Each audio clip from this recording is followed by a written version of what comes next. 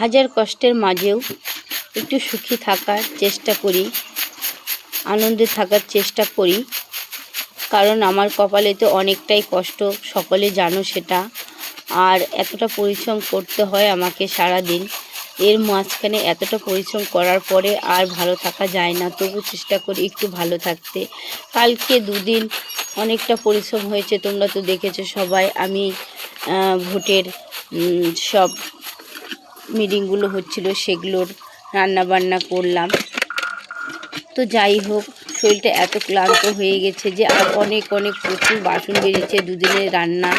আগের দিনে রান্নার বাসনগুলো তো মেজেছি, আর কালকে রান্নার বাসনগুলো আর মাজতে পারিনি, ক্লান্ত হয়ে গেছিলাম সারাদিন রান্না করে খাবার দাবার দিয়ে এসে।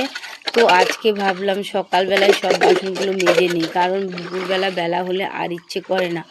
প্রচুর বাসন দেখো বন্ধুরা, এতগুলা বাসন আমাকে এখন কতটা টাইম নিয়ে মাজতে হবে, কিন্তু কিছু করার নেই। তবুও এত হাজার কষ্ট হলেও তবু হাসি মুখে সব কাজ করার চেষ্টা করি, কারণ কষ্ট না করলে তো কৃষ্ট মেলে না, তোমরা সবাই জানো। কষ্ট না করলে মুখে অন্ন জুটবে না, এটা আমিও জানি, তোমরাও জানোই তো আমার অবস্থাটা কতটা খারাপ। আমার হাজবেন্ডের ইনকামটা খুবই কম, সেই জন্যে আমাকে এতটা পরিশ্রম করতে হয়। তবু আমি সব কিছু হাসি মুখে মেনে নিয়ে করি, কারণ সংসারটা তো আমাকেই সংসারটা দেখতে হবে।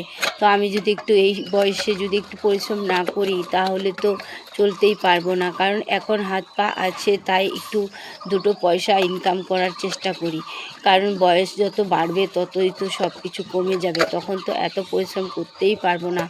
তাই বয়সটা কম আছে এখনও, তাই কিন্তু আমি এই ছাটছুট রান্নাগুলো, ঘরোয়া অনুষ্ঠানে রান্নাগুলোও করার চেষ্টা করি, দু একটা মাসে যদি পাই করি।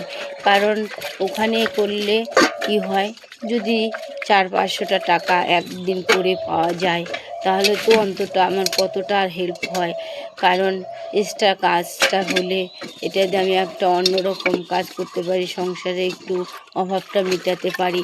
তাই কি করব, লেগে পড়ি কাজে। আর সত্যি বলতে এতটা ক্লান্ত ছিলাম যে ভোর উঠতে ইচ্ছে করছিল না, তবু জোর জবরদস্তি উঠলাম, কারণ এগুলো সব কাজ করে আবার আমাকে যেতে হবে লোকের বাড়িতে কাজ করতে। তাই বন্ধুরা, তোমাদের মাঝে আর বেশি কথা বলবো না, ভিডিওটা এতটুকুই রাখলাম।